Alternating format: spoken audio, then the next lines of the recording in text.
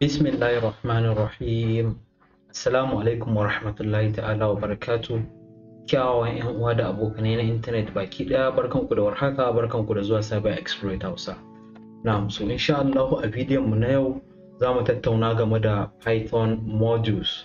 Okay, za mu iya cewa modules ko kuma mu kira su da functions. Ku gafarce ni, ba functions ba, libraries. Okay, bari dan yi zoom in. Mun ce za mu kira su da modules. Okay, modules haka, ko kuma mu kira su da libraries, Python libraries.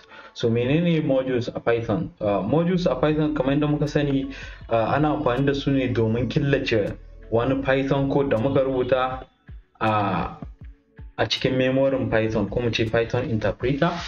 Haka zalika ana amfani da modules domin yin project da dama. Misali, in project ɗinka ya shafi mathematics ne, su za ka yi amfani da module da ake kira da math. Okay, math library ko kuma math modules. So in kana so kai web scraping ne, inda ya hada da kana so in kai running code ya shiga internet ya ma wani abu da kake so cikin sauki, so za ka yi amfani da modules da dama. So Python yana da modules da dama, wanda modules ɗin nan su suke bashi daman, ko su suke baka dama kai a matsayin programmer yin rubuta project ɗinka, ko kuma ka rubuta wani application. In application kake so ka hada, za ka yi amfani da modules wanda ya shafi irin su tikinta, kiwi, pyqt5 da sauransu. So duk wannan modules sun ana amfani da su a Python domin sauƙaƙe code, sannan kuma domin karkata wajen wani aim da muke so mu cimma a cikin code din. So kai tsaye zan je in buɗo mana modules ɗin nan, misalan modules ɗin nan da muke amfani da su. Kamar yadda kuke gani, muna da modules wanda suka shafi wayannan, so suna da yawa dan ba zan iya kawo su ba, sai dai kawai insha Allah daga wannan bidiyon ina sa rai za mu fara rubuta project namu na kanmu, inda za mu dinga hada applications da dama. Za mu iya hada applications wanda they are graphical user interface. Ina nufin application kamar yadda kuke ganin wannan code editor namu, graphically ka danna, in ka shiga application din zaka iya danna wani abu ko kuma ka ga wani abu. So wannan kenan. So domin fara rubuta modules a cikin Python, abin da ake fara rubuta shi ake cewa da import. Okay, so import yana nufin ka ɗauko wannan modules din. So akwai modules din da they are built-in modules, ko mu ce they are built-in libraries. Sun zo da Python ne, ba ka da wance ba sai ka yi installing ɗinsu ba. Sannan kuma akwai wasu modules ɗin da dole sai ka yi installing ɗinsu, saboda ba sa zuwa da Python kai tsaye. So na domin installing ɗin module wanda baka da shi, ana amfani da pip. Saboda haka in kun lura cikin bidiyon mu da muka yi na installing Python, mun ce in ka zo wajen pip ɗin nan zaka sa shi, zaka yi ticket ne shi, inda za ga an say use pip as an interpreter. So ana amfani da pip. Pip yana nufin in kana so ka ɗauko abu kenan daga library inda babu shi a cikin Python. Misali, pip za ka rubuta install. Misali, ba mu da pyauto-gui a ciki. Misali, suna wani module ne da ake cewa pyauto-gui. Okay, so za ka rubuta pip install pyauto-gui. So wannan ba zai running ba matukar sai kana da internet. So saboda a internet za ka ɗauko shi kai. So da ka danna enter, za ku ga cewa ya installing. So anan yana samun requirement already satisfied, saboda ina da shi akai. So duk za mu zo cikin project ɗin da za mu fara in Allah yadda mu ga yadda ake amfani da wayannan modules ɗin. So now, so kai tsaye zan yi misali random.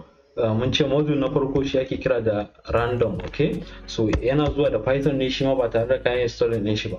So muƙaddara kana so kai wani abu wanda kana so ka dinga, ko computer ta dinga ɗaukan ma abu at random, ma'ana ba a layi ba ɗaya bayan ɗaya ba, kowanne zai iya ɗaukowa. Misali, daga number zuwa 20 kana so ka ɗauko number ta 5, kai tsaye za ta ɗauko ta 5 ba tare da kai ka san ma ga abin da kwamfuta za ta ɗauka ba. So za ta dinga ɗauka ne at random.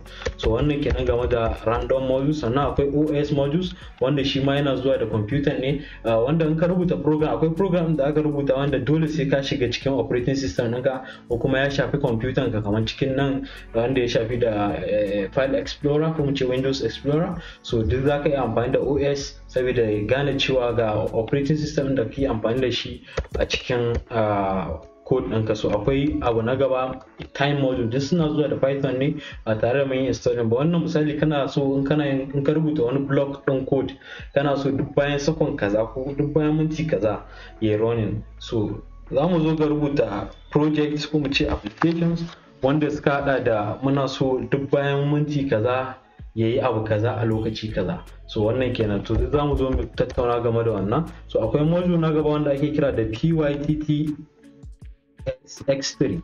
Okay, wannan shi ake kira Python text to speech version 3. X3 na nufin version 3 kenan. So wannan yana baka daman yin duk abin da ka rubuta a cikin code ɗin, kana so computer ta yi magana da kanta, so za ka yi importing wannan module ɗin. So akwai modules da dama wanda ba su da iyaka, zan iya cewa kusan komai ne da kuka sani akwai module din shi, matakar kana so ka yi amfani da shi a cikin project ɗinka. So in Allah da ba zan tsawwala bidiyon nan ba saboda da yana mana introduction ne, saboda daga wannan bidiyon Allah da ina so mu dawoma cikin projects wanda suka shafi hada game, wanda suka shafi yin calculations, wanda suka shafi abubuwa da dama da in Allah da zamu kawo muku.